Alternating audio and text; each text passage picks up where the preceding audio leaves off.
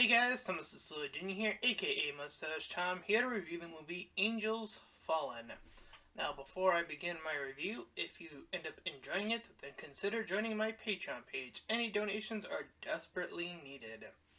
Alrighty then, on to the review. Now, technically, when I googled this, it said that it came out in 2017, around that era, I think, or year. But then I also saw 2020, so I don't know which year it officially came out. It says both on the thing, and then I decided to watch it regardless, and now I'm here to review it. Now, I don't know how many other people have reviewed this movie, and that's the second reason why I'm reviewing this movie. Because sometimes I like reviewing movies that aren't going to be the ones that are trending, the ones that are new, the ones that are just coming out. Sometimes I like to look for the smaller movies, and I've done this before. And some directors have greatly appreciated it, like Killing Sofa, or The Killer Sofa, I think was one of the movies that the the makers, or at least their Twitter page, liked the review. So let that speak for what it's worth. So today I'm here to talk about Angels Fallen. Now, for all things considered, based on the movie, I'm gonna wager that this is a lower budgeted movie based off of the effects. And now for the recap portion. I've spent enough time preambling. So we start this movie off with a man named Gabriel, very religious name, so it makes sense, talking with some men in this bar about these deals that are going on about. And he's out of the demon slaying business. However, there are demons within the bar scene. And as I mentioned, when he dusts away the demons, they sort of have this glowy gold glittery effect, slash explosions effect. It's very poor. So, as he's talking, this other guy comes in, Michael, another religious name, and he brings up Eve, another religious name, so it's keeping within its scope of at least having names that are religious. Anyways, so Michael shows that he has 4 scars on his back, meaning that there are 4 angels that are going to be coming, and that these angels are going to be problematic. As the movie suggests later on, I'm just going to say this now because it kind of got a little bit confusing with them using the term angels, because they also say that the angels are demonic as well.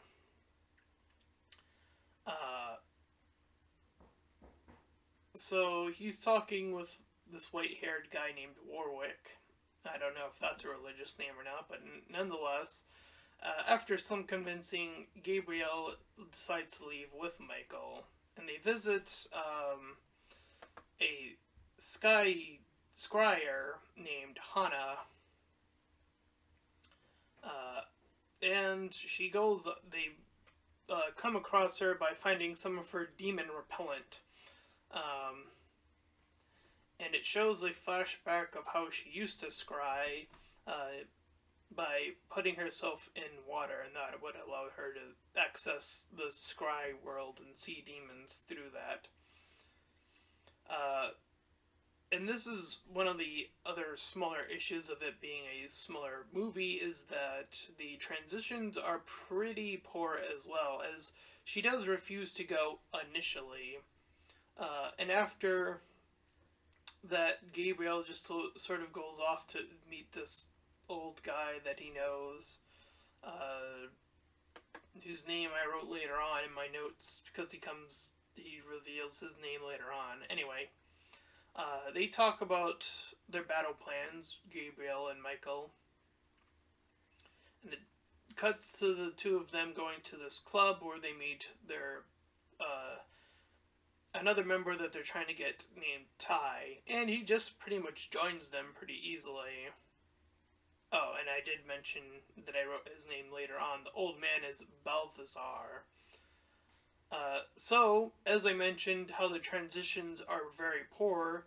The three of them are suddenly joined by Hana. Like, she just said that she wouldn't join them, and then suddenly she's with them.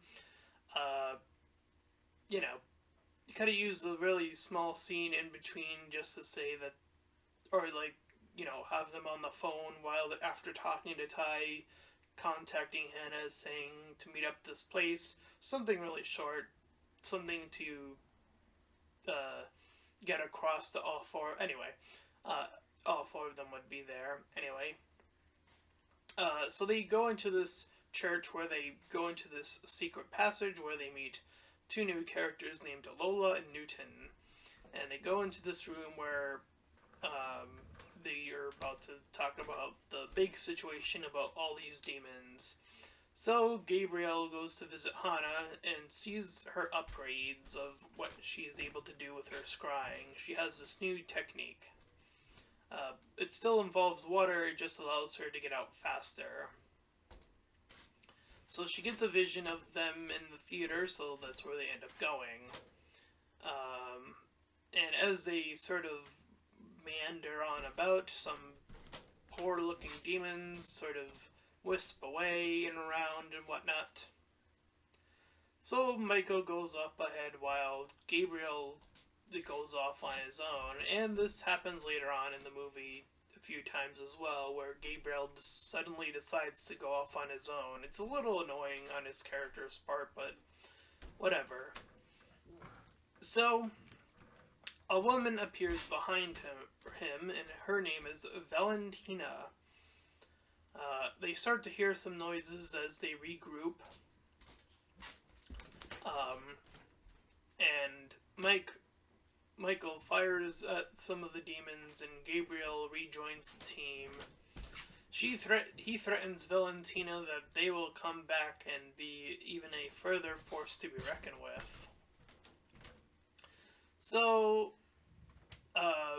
after that, Michael has a one-on-one moment with Hannah, talking about how they used to be in love, or how he loves her currently, but how she would not reciprocate those feelings.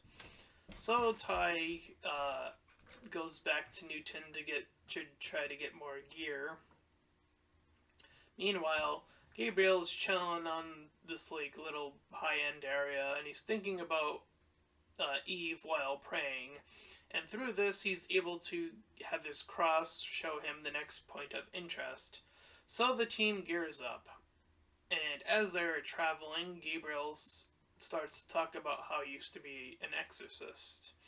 And it shows a flashback of one of his exorcisms.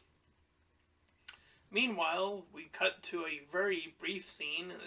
You could have cut it out of the movie, honestly, with Newton fighting a demon. It's like the only thing he does after gearing them up. It's a bit of an oddity that it's just sort of there and then showing that, and then it never reveals to anything further or anything of that nature.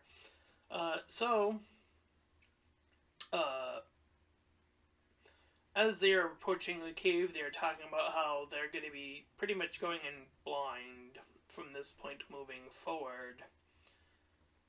So, after they fail to cross a bridge, as it's nearly collapsing, they end up cutting into a cave. They stop, and once they reach the other side, they are attacked by bees.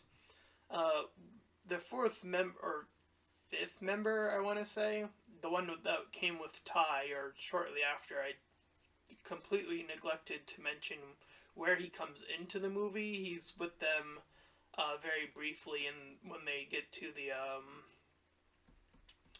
the church, he's the one that lets them in.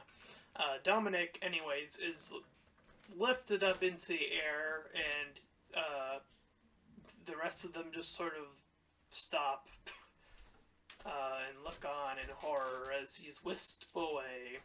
So Lola, being the other team member that was, as I mentioned there in the base, is ready to leave and does so. So the team heads to this bar, and Hannah gets her own room to just chillax. And while she's doing that, Gabriel and Ty are talking about the old times and how they used to be way more efficient than this. So Gabriel has a woman with long hair talk to him, and he sort of just leaves again on his own for whatever reason, leaving Ty to himself with her. So she offers him some drinks, and Ty and is able to tempt Ty away. Well, while that's going on, Hana is attacked by two more demons, and Ain't Ty gets attacked by the demon girl, the one that whisked him away. So Michael helps out Hana, and they're able to recoup and get the demon girl, who happens to actually, as I mentioned, be one of the angels that I was talking about earlier. So Ty passes out and he's like burning and he's like suffering through hell or whatever. And once he's out of it, once he recoups, he knocks the angel out. Michael continues to help out Hana as she sees another vision after the fact. So they go to a pottery shop where, and as they are making their way there, Gabriel sees that old man whose name I said earlier again. So Hannah checks in with Gabriel, and after that, the team regroups and they head out. They see that the area was already attacked, and they see that the second doll, or second angel, took the appearance of a doll. So Lola goes to Dominic, who is in this hotel, the one who got whisked away in the air, and it shows him turning into a vampire and then cutting away, implicating that he's about to bite her, and does so. So Hana claims that her vision has stopped working now, and they start to talk about the four horsemen, and that the two angels that they collected are connected to the horsemen as if they are one and the same, and that the two remaining are famine and death. So after their little conversation about that, Gabriel starts to think about his wedding with Eve. And then with a short sequence of the group splitting up and him finding Eve, so it's a bit of a flashback of how he lost her initially. So Hana looks again while Gabriel walks off on his own for whatever reason and sees this small girl and sort of kind of brings her up to the rest of them. They figure out pretty quickly that this little girl is the third angel that they need. So now they have a woman, a doll, and a little girl as their three angels. Hana jumps into the water to try to get a better vision, as when she pops up, she claims that there is a fifth angel, and that kind of catches them off guard. So Gabriel goes off upstairs and hears the voice as he comes back down. By the time he arrives back down, he sees the return of Valentina, with the demons of Dominic and Lola at her side. And Michael coming out as well, with the other angels totally freed. So Michael backstabs Gabriel, and in the process also backstabs Valentina, and claims that he was the one that killed Eve in order to gain access to these additional powers. So the fighters within the group, the two remaining, Hana and Tai, both run off separately. Hana going off to deal with Lola, and Tai going after Dominic, leaving Michael and Gabriel to have a final fight, and the three different fights happen separately.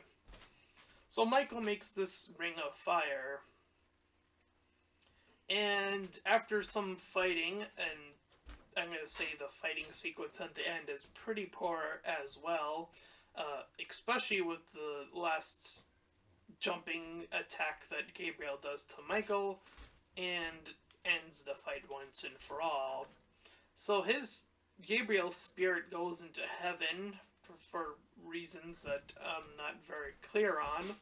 While that's going on, the old guy that I whose name I already forgot is there and drops off this wallet as Hannah picks it up and looks on. We see that her daughter, Hannah, the one that she mentioned way earlier in the movie, the one that she said she would stay around for, we see very briefly as Hannah's not looking at her daughter, the daughter has wings behind her, indicating that she is an angel, I guess. And behind the daughter, we also see the return of Michael, and saying that as long as the daughter is around, their plans will live on to see another day. And that was Angels Fallen.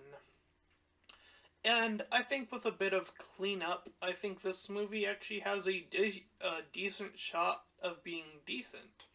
Uh, just some better transitions, making sure that the rules of what's going on are very clear. You know, what are they angels? Are they demons? Are they the four horsemen?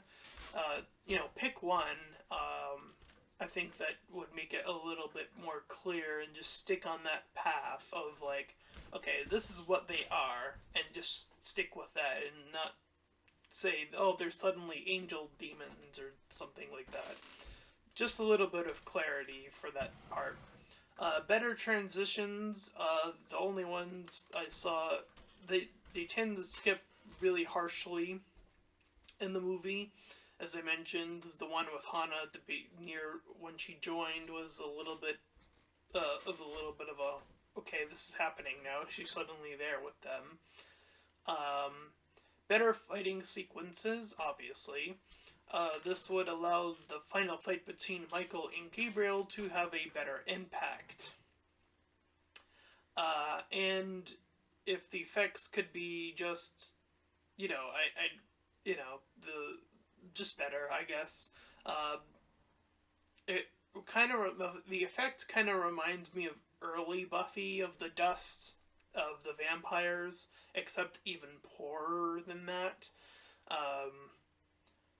So yeah, some simplifying the effect I think actually would make it a lot more effective of these demons being poofed away, as it were, and again making the fighting sequences the one where when demons are attacking Hana or someone else, just to make those have a bit more oomph to it. Other than that, I like the whole religious aspect. I think they could have honed in on like one aspect. Angels, horsemen, just really keeping it clear and cut. Making sure that all your characters have something to do. The scientist I'm reminded of, like, he suddenly fights a demon and it kind of just goes nowhere. If those things are completely unnecessary, if they don't advance the plot or story or even that character alone in general, then feel free to cut that aspect out of the movie. It's a little unnecessary. Or I should just say, it's unnecessary. As for a score, I think I'll give it either a 4 or 5 out of 10. I think I'll be a little bit generous here and give it a 5 out of 10. I am going to go with a 4 out of 10. This movie does need a lot to work with. I do see the potential of it.